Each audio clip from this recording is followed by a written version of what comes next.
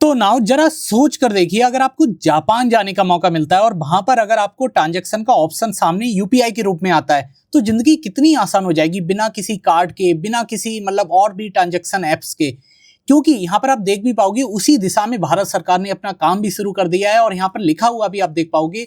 Japan की एक media outlets का आर्टिकल है, India world leading mobile payment network set to land in Japan. जी हाँ, लैंड करने वाला है यूपीआई अब जापान में, और उसकी टेस्टिंग भी शुरू हो चुकी है। तो यहाँ पर मैं यही आपसे डिस्कस करने वाला हूँ कि इंडिया के लिए ये इतना इंपॉर्टेंट क्यों है। नाउ अगर आप यूपीआई की बात करें तो हम सब जानते हैं कि ये एक कॉमन डिजिटल पेमेंट फ्रेमवर्क है, जिसके ऊपर सारे बैंक, चाहे वो बैंक्स भी क्या हो गए, प्राइवेट कंपनीज हो गई, चाहे फोन पे हो गया, चाहे पेटीएम हो गया, चाहे गूगल पे हो गया, हर कोई इस सिस्टम के ऊपर अपनी एप्स या फिर मतलब की तरह तरह के प्लेटफॉर्म रन करता है। और इसके साथ इसकी सबसे बड़ी खासियत यही है कि इसके थ्रू रियल टाइम पेमेंट होता है। जी हाँ, रियल टाइम पेमेंट का मतलब सीधा सा हम सब जानते हैं कि कहीं पर कोई अगर किसी को रुपए भेजने हैं तो वो डायरेक्ट उसी टाइम में पेमेंट करता है और कुछ ही सेकंड में वो रिसीवर के बैंक अकाउंट में तुरंत ही आ जाता है, बिना किसी के बिचौलिए के। मतलब जैसे बिचौलिए मतलब फॉर्म भरो आप, एक पेमेंट एक बैंक को दो, वो बैंक दूसरी बैंक से जुड़ेगा जाकर, समझ रहे हो। मतलब बिना किसी एक्स्ट्रा मिडिल लेयर के यूपीआई काम करता है। और देखिए, अगर इसे हम समझने की कोशिश करें तो इसे ऐसे समझ सकते हैं कि जैसे गवर्नमेंट ने कोई सड़क बना दी हो और उसके ऊपर की कई प्राइवेट कंपनीज हैं, वो उसके ऊपर अपनी गाड़ियां चला रही हैं। मतलब एक कोर क्लियर है, कोर बेसिक, जिसे बोलते हैं एक डिजिटल पब्लिक इंफ्रास्ट्रक्चर बोल सकते हैं। जैसे पब्लिक इंफ्रास्ट्रक्चर हम सब जानते हैं, जैसे सड़क, पानी, बिजली हो गया, वैसे ही अगर डिजिटल बात करें तो यूपीआई वही है, डिजिटल पब्लिक इंफ्रास्ट्रक्चर। ध्यान रखिए आप। तो नाउ अब जापान में जो ये टेस्टिंग हो रही है यूपीआई की, ये लिमिटेड स्केल पर होने वाली है।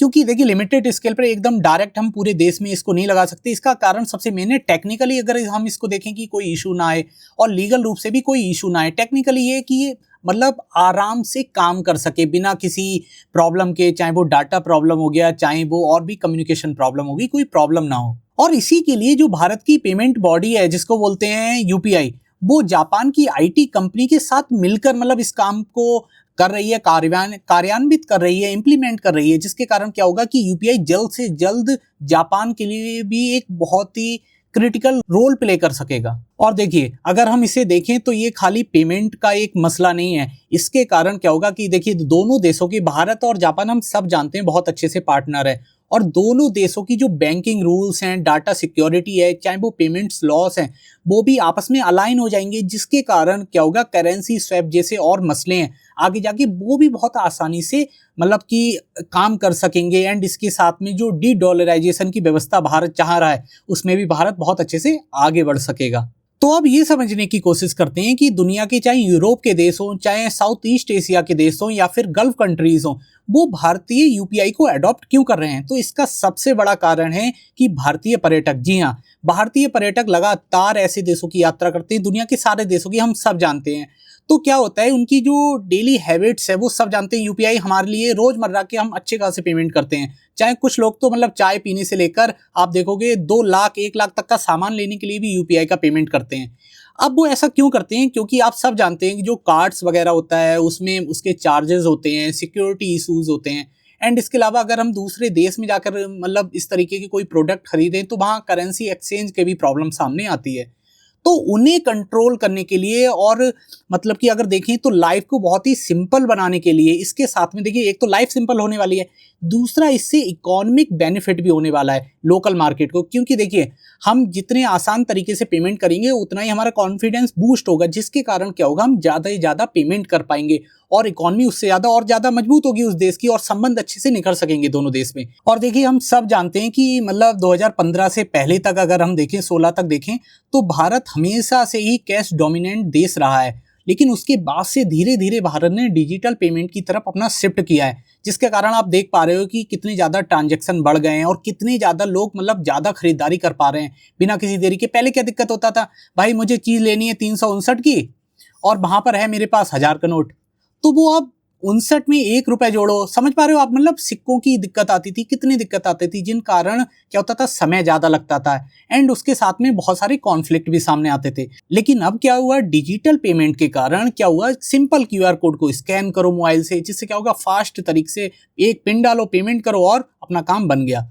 डायरेक्ट शॉपिंग हो गई। आप समझ पा रहे हो, एक तरीके से बिना किसी टेक्निकल नॉलेज के। और सब आप जानते हो कि भारत के शहर से लेके, दिल्ली से लेके एक गांव के, झारखंड या बंगाल के एक गांव तक भी, मतलब हर कोई यूपीआई का यूज कहीं ना कहीं कर ही रहा है। क्यों? क्योंकि बहुत सिंपल तरीका है, एक सीधे क्यूआर कोड स्कैन करो, सबको बता दिया गया है, उसके बाद छोटा सा पिन डालो।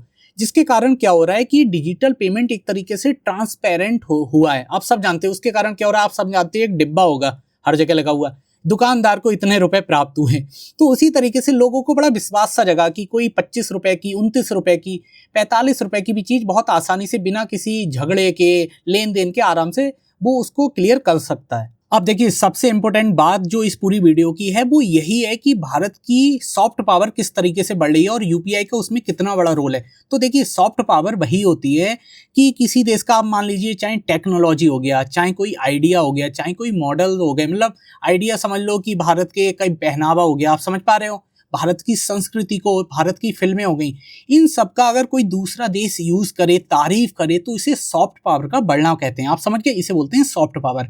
और अगर भारत का यूपीआई एक इस तरीके से पूरी दुनिया में फैल रहा है, तो वो सीधे से एक डिजिटली सॉफ्ट पावर के रूप में भारत की इमेज को दुनिया के सामने प्रस्तुत कर रहा है कि भारत टेक्नोलॉजी के मामले में भी लगातार आगे बढ़ रहा है। जिसके कारण क्या होगा, दूसरे देश भी भारत की मतलब टेक्नोलॉजी पर विश्वास कर पाएंगे। और देखिए, हम सब जानते हैं कि देखिए, भारत में भी अमेरिका का कितना सॉफ्ट इन्फ्लुएंस है, हम सब जानते हैं। चाहे जीमेल हो गया, चाहे हम जिस पर ये वीडियो देख रहे हैं, चाहे ये यूट्यूब हो गया, हर कुछ हमने मतलब कि बाहर के देशों से टेक्निकली मतलब अपनी देश में लाए हैं। आज भारत पहला ऐसा यूपीआई, मतलब इस तरीके से भारत ने ऐसी टेक्नोलॉजी विकसित करी है जिसे दूसरे देश भी आसानी से अपना पा रहे हैं एंड उसे मतलब कि अप्लाई भी कर पा रहे हैं।